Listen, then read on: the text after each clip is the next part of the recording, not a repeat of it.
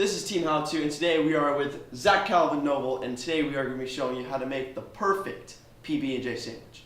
We'll see about that.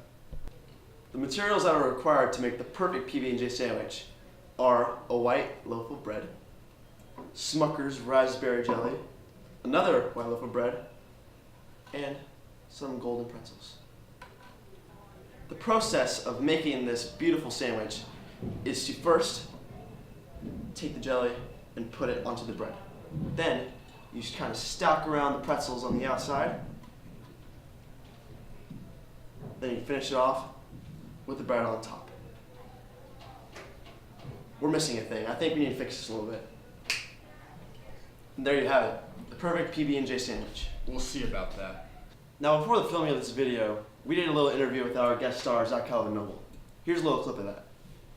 What is essential to making the perfect PB&J sandwich? It's essential for the perfect PB&J sandwich to be made out of whole wheat bread, and the pretzel butter must be imported from a European country, and also must have a touch of salt in the jelly.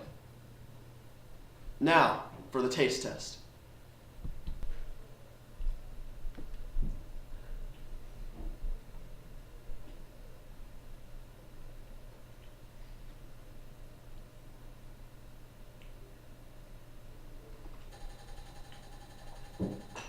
This is amazing.